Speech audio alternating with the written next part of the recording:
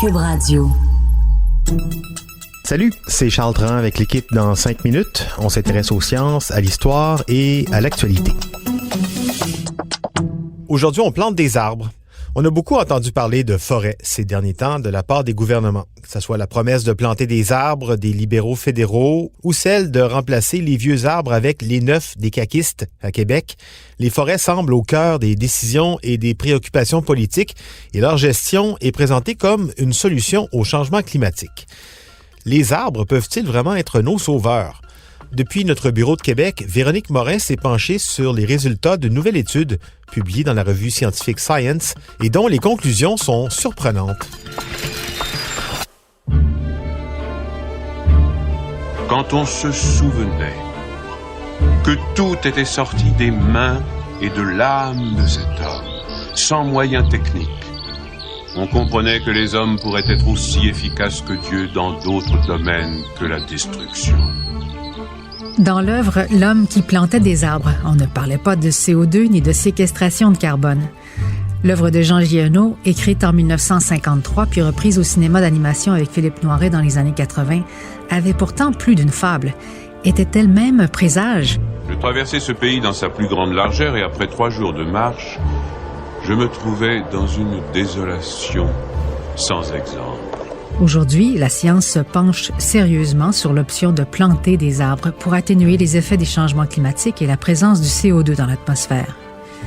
Planter des arbres massivement fait d'ailleurs partie des recommandations du groupe d'experts intergouvernemental sur l'évolution du climat, qui estime que le fait de restaurer l'écosystème forestier sur 1 milliard d'hectares à l'échelle planétaire permettrait de limiter le réchauffement climatique à 1,5 Celsius d'ici 2050.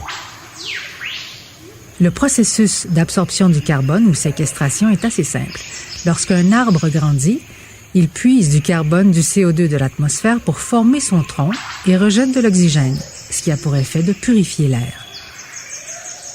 Une équipe de chercheurs de Zurich, en Suisse, le Crowther Lab, s'est donc demandé quelle était la surface maximale de forêt que la planète est en mesure de supporter. Le Crowther Lab, donc, c'est une équipe de scientifiques qui a été fondée par Tom Crowther. Jean-François Bastin fait partie du Crowther Lab qui s'est penché sur la question. Est-ce que la planète peut vraiment supporter tous ces arbres en plus ou pas? Et donc, combien est-ce qu'elle peut supporter en plus? Et donc, c'est un peu ça le point de départ, si vous voulez, de notre étude. D'après leurs calculs, la planète a la capacité portante d'une superficie de 900 millions d'hectares d'arbres de plus que ce qu'elle a déjà.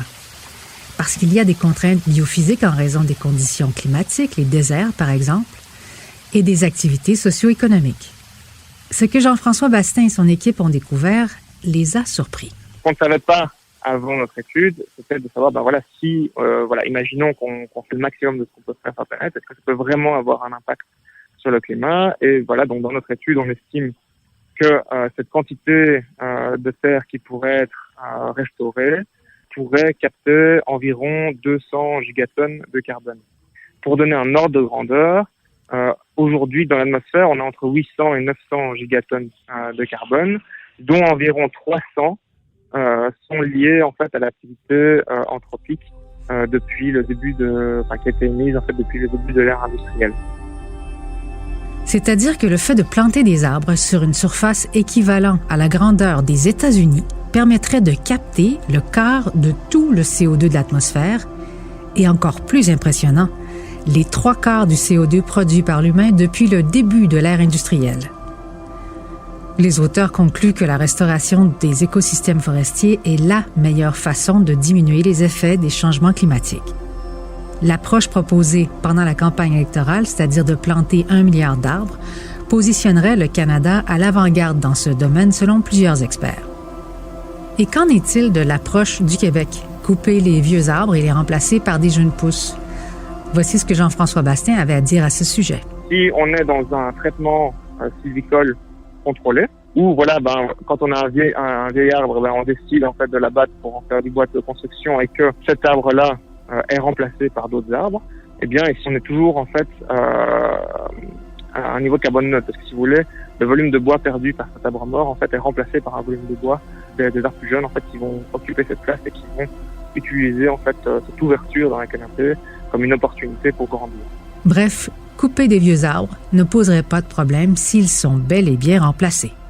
Évidemment, il y a plusieurs aspects pratiques dont on ne parle pas ici, comme le coût de planter tous ces arbres, la façon de le faire aussi, et les endroits où on pourra les planter. En attendant, c'est quand même impressionnant d'apprendre qu'il existe une solution tellement simple, planter des arbres, pour aider à la diminution du CO2 dans l'atmosphère, à condition bien sûr que nous, les humains, on n'en émette pas davantage. Merci beaucoup, Véronique Morin. C'était en 5 minutes.